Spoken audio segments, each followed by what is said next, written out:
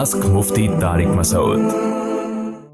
मोहम्मद शुएब मानसहरा, खैबर पख्तूनख्वा। मुफ्ती तारिक साहब, आपसे मुझे कुछ उम्मीद वाबस्ता है कि आप इस्लामी निज़ाम के हामी हैं। इस वक्त मुल्क के अंदर इशराफिया का राज है और तरह तरह के मसाइल मौजूद हैं। इस वक्त उलमा किराम इस भंवर से कौम को निकाल सकते हैं। नंबर 1, इज्तिमाई तौबा की ज़रूरत है। जो उलमा किराम अपनी सरपरस्ती में मुनक़िद कराएँ, बहैसियत कौम हमें इकट्ठे होकर अल्लाह से तौबा करनी चाहिए। इसके लिए आप एक मुहिम का आगाज़ करें और सजदा तौबा के लिए एक इज्तिमा इकट्ठा करें।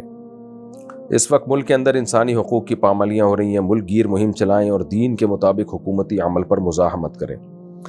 नंबर 3, हम इनफरादी तौर पर तो मुसलमान हैं, लेकिन इज्तिमाई मुसलमान हम नहीं हैं कहला सकते, क्योंकि हमारा निज़ाम काफिराना है। मुल्क का सारा निज़ाम सूद पर चलता है। सूद के ख़िलाफ़ हुकूमती निज़ाम पर मुज़ाहमती तहरीक चलाई जाए।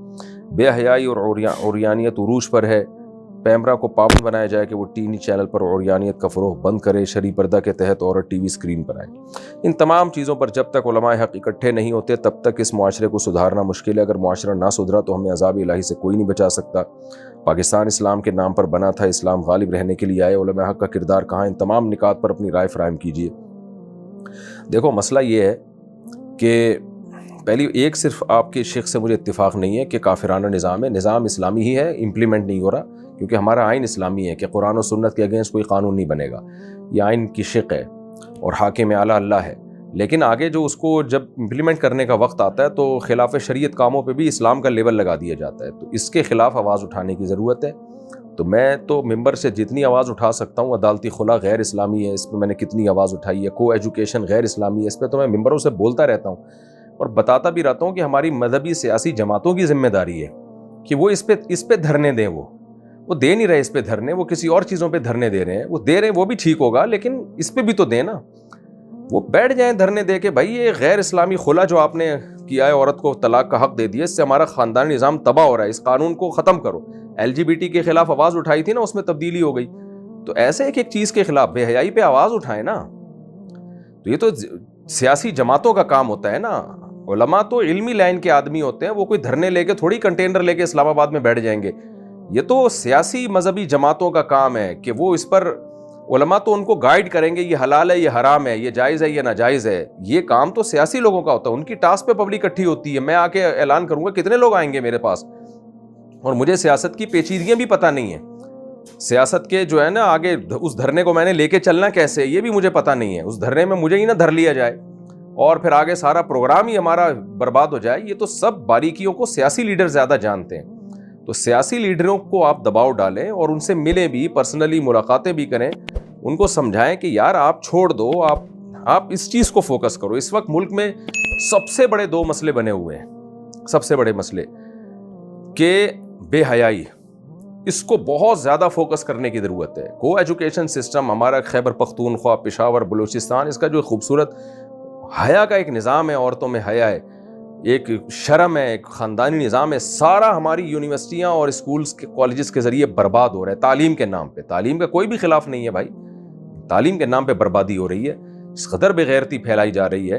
तो ड्रामों के ज़रिए, फिल्मों के ज़रिए, तो मजहबी जमातें इस पे आएँ, इस पे आवाज़ उठाएं कि असम्बली में बिल पास हम करवा के छोड़ेंगे कि ये ख़त्म किया जाए इस बेहयाई को।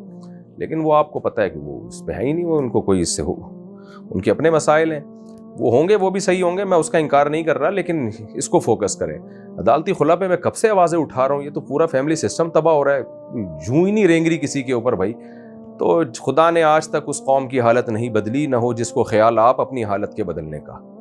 तो जब हमारी मजहबी तंजीमों ही को ख्याल नहीं है, जिनमें इतने लाखों लोग उनके साथ मुंसलिक हैं, तो अल्लाह तो नहीं फिर हालत। तो फिर आप इन सेकुलर क़ुव्वतों से तो कोई भी उम्मीदें नहीं लगा सकते। जो असम्बलियों में मेजॉरिटी बैठी हुई है, उनको तो इससे कोई गरज ही नहीं है कि स्कूल में, यूनिवर्सिटियों में क्या हो रहा है। अब तो लड़के लड़कियों की मिक्स गैदरिंग और बॉयफ्रेंड गर्लफ्रेंड कल्चर से बढ़कर नशा आ गया है यूनिवर्सिटियों में।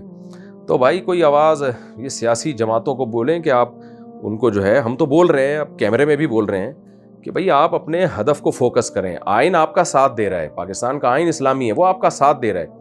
आगे जो असम्बलियों में कानून बनते हैं, अब उनको ठीक करने की ज़रूरत है। तो उनको ठीक करने के लिए कोई मेहनत ही नहीं हो रही, कोई आवाज़ ही नहीं उठ रही है। तो जब तक आवाज़ भरपूर नहीं उठेगी और आप जो है उस पर آئین کے اندر رہتے ہوئے آپ اس پہ بھرپور احتجاج نہیں کرو گے اس وقت تک کچھ بھی نہیں ہو سکتا.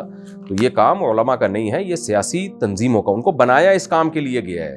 تو جو جس کام کے لیے بنتا ہے وہ کرے گا تو ہوگا, اور جو جس کام کے لیے نہیں ہے تو وہ کہتے ہیں نا کوا چلا ہنس کی چال اور اپنی بھی بھول گیا.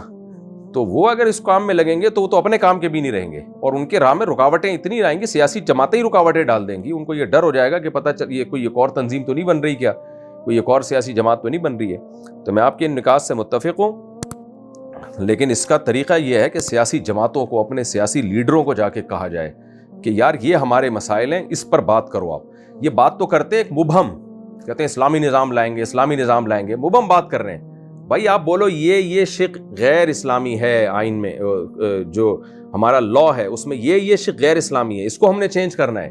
تو جب آپ چند چیزوں کو فوکس کرتے ہو نا تو اس پہ بات ہوتی ہے, اس پہ وہ چینج ہو سکتی ہیں. لیکن آپ ایک پورا ہی نظام ہی کو آپ بات کرو گے, پورا نظام اڑا دیں گے ہم, تو یہ تو پھر کچھ بھی نہیں ہوگا. اس کا مطلب آپ کچھ بھی نہیں کرنا چاہتے.